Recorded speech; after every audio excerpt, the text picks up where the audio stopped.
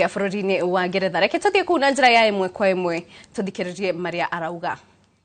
But we are very encouraged that William Ruto has to bribe Kalenjin voters to vote for UDA.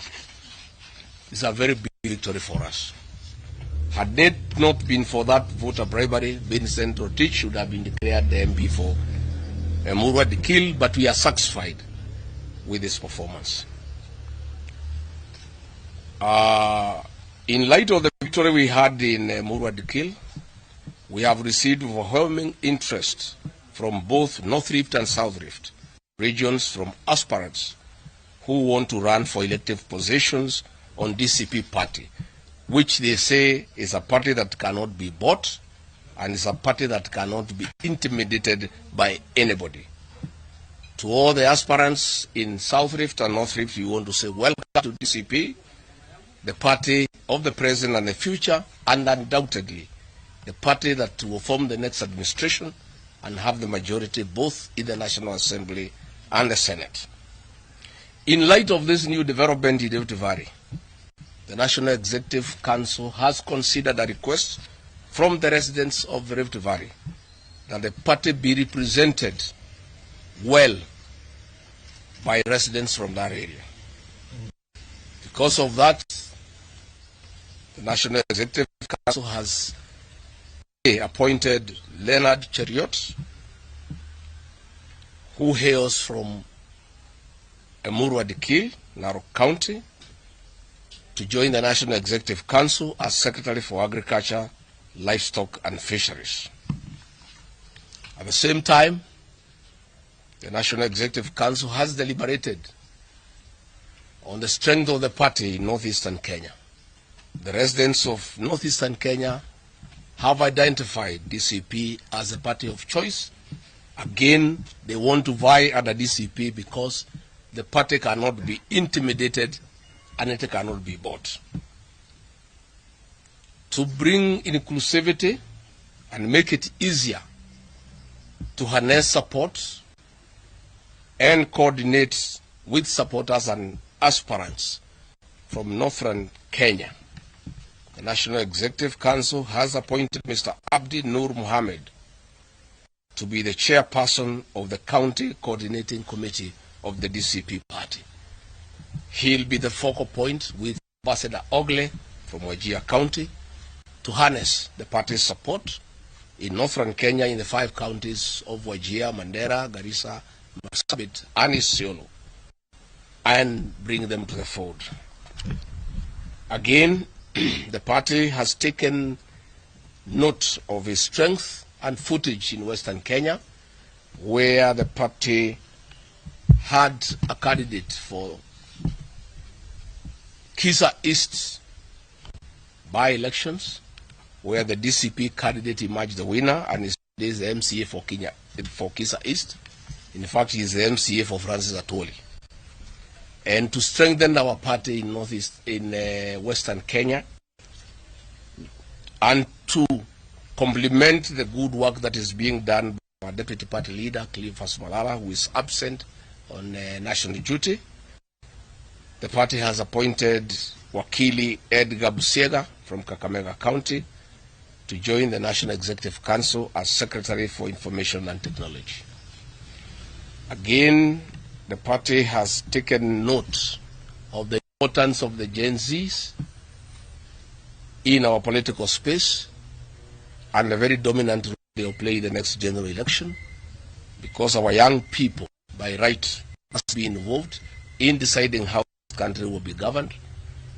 The party has an organ called the Student Caucus, and to represent the students in that caucus in the National Executive Council, the National Executive Council has appointed Wilson Kanyago Dongo of Daystar University to represent the Students' Caucus. Additionally, the National Executive Council has noted that the party has become big and the voice of the party is needed every day. And the party must have a strong voice in national political discourse on a daily basis. And the media must know whom to contact when they want to know the position of DCP, which has become central in all matters in this country. The party has today brought Senator John Medho of Nyandarua County as Secretary General Designate to start the handing over and taking over process from our Secretary General Hezron Obaga, who has been designated to become the Executive Director of the party, to be deputized by Breda Bajara from Busia County. We will not be able to forward the name of Senator John Medho to the office of the Registrar of Political Parties for now, because there are certain legal issues surrounding the senators having been elected on a UDA ticket to the Senate. Our lawyers are looking at the legal implications, but Senator John Medho, for all practical purposes, is a member of DCP, and he will start acting from today as the Secretary General Designate and be the spokesman, the spokesperson of the DCP party on all matters starting today. In due course, in the fullness of time, his name will be forwarded to the Registrar of Political Parties so that he is registered as a duly appointed Secretary General of DCP. The National Executive Council has given Senator John Medho, the Secretary General Designate, his first assignment, that he, together with the Honorable Ajiko Mohia, the MP for Kipipiri, and other leaders, to take charge of the by-elections in Kalau and deliver the decisive victory to the DCP party on the elections scheduled for 16th of July. The party has also reviewed the progress and growth of our party, and NEC is very happy that thousands of aspirants have shown interest and registered with the party with the intention of flying the party's flag in the next general election. And we want to assure our aspirants who have indicated interest that the party will hold free and fair nominations as it happened during the nominations for the Kalau by-election. We have so far received 34 aspirants who have expressed interest to run for gubernatorial seats on DCP ticket across the country. We have also received 98 aspirants to run for various senatorial seats across the country. We have also registered 764 aspirants for members of the National Assembly, including women reps. We have received 11,564 aspirants for the various positions of members of County Assembly across the county. Our membership,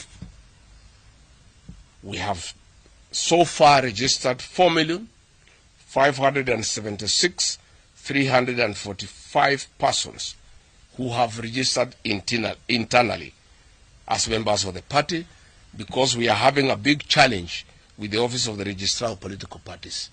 The system is refusing to remove people from UDA to DCP, and we think it's deliberate. We want to tell UDA, you can keep the names on the ORPP register, but you cannot keep their hearts there, they are in DCP. So what we have done, we have our own internal register, and so far we have 4,576,345, and we have told the Secretary General Designate the target is to have 10 million members before we go for party nominations next year, where we intend to use the party's register for the nominations. Let me deviate now from the party to discuss matters to do with the security of President William Ruto. I have, as a responsible leader, refrained for a very long time to discuss matters surrounding the security of the person of the president. because I thought that if I told people that the president is exposed and there are so many lapses surrounding his security, probably I would endanger his security, which is against national interest. I want to say the DCP and our leaders want William Ruto out of office. But we want him out of office through the ballot of the president. Is a very important stability as a country. It is key to national security. The president of Kenya, no matter how unpopular he is, must be safe. And he must be properly protected. Because if anything was to happen to him, we would have a crisis of unknown magnitude. Not long ago, on the eve of 6th April 1994 in Rwanda, a plane carrying Rwandan President Juvenal Habyarimana and the Burundian President was shot down in Kigali, Rwanda. And what followed after was genocide. More than 2 million people were massacred. Rwanda has never recovered, simply because 2 presidents from the Hutu ethnic community were brought down. It is very irresponsible and reckless for the government to play around with the security of President William Ruto. President William Ruto is very unpopular, I agree. But I must admit, in my own estimation, he enjoys the support of nearly 2 million people. If anything was to happen to President William Ruto through recklessness, there will be political instability in this country. I, Rigathi Gachagua, do not want instability in this country. We have no other country and we don't want instability. We want William Ruto to be safe.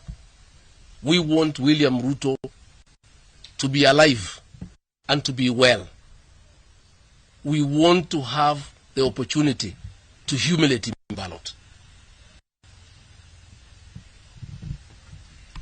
What is the problem? The problem of the security of William Ruto is that he has a CS interior who is naive, childish, and juvenile.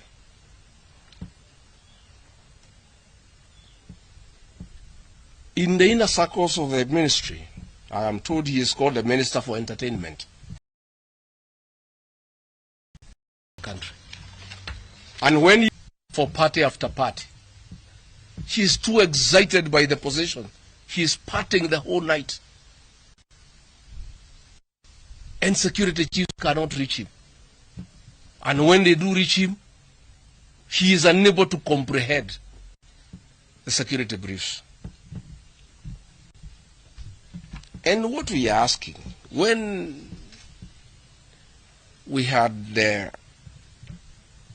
Gen Z revolt and William Ruto disbanded the cabinet, I was deputy president. And everybody was demanding that Kipchumba Murkomen should be sacked. William Ruto asked me whether I could appoint him as CS Interior. I couldn't believe my ears, and I told him, you can't. This seat of Interior requires somebody who is mature and who has no political ambition. Because anybody who is ambitious will play around with security agencies and intelligence to further his political ambition. And we did agree with William Ruto at that time that he take him to the Ministry of Sports and Youth. And that's where he belongs. This ministry is too serious for such a childish minister. And we ask him, William Ruto, you have been unable to get anything right in this country. In the economy, you have failed. Education, you have failed. Health, you have failed. Investment, you have failed. You can't get anything right, including your own security as a person. That's the question we're asking.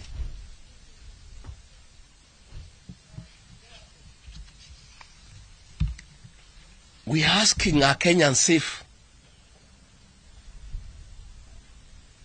How can Murkomen guarantee the safety of the ordinary Kenyans if he cannot guarantee the security of his appointing authority? The man who has appointed him to the job is not safe. What happens to the rest of Kenyans? In May 2025, William Ruto narrowly escaped a shoe aimed at his head, which he blocked with his hand in Migori. In Soweto, Kibra, on 28th April 2026, a flying bottle of water was hurled at the president by a surging crowd. 6th February 2026, another young man ran to him in Mombasa. His whole security, the inner cordon, the outer cordon, the whole security architecture around the president yesterday was caught flat-footed. The same happened again in Wajir. And people are asking, if the president of Kenya is not safe, who is safe? I'm wondering, where was the AD camp? Because I've had the benefit of undergoing paramilitary training in my earlier years, and my understanding of the security architecture around the president is that the ADC is the last man on the defense line. That if everything else failed and somebody came with a knife, the ADC would go between the president and the knife, or between the president and the bullet. Where is our ADC? He is deployed to be with the president and escort him wherever he goes, including the toilet. What has been happening? That strangers come and accost the president, and everybody is running helter-skelter. The ADC is not there, there is no security. What if that man who came yesterday had a knife? If he could hold his neck and almost twist it, he would have knifed him. What if he was a suicide bomber? It's a very sad state of affairs. We want to tell William Ruto, you must be very careless, and you have been very careless with the management of the affairs of this country. But you cannot be careless about the management and the stability of the Kenyan nation. You cannot take your security recklessly and in a careless manner. Because if anything happened to you, there will be chaos in this country. There will be instability in this country.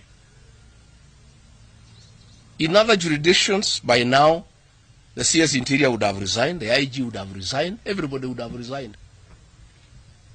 But what has happened? Some changes have been done.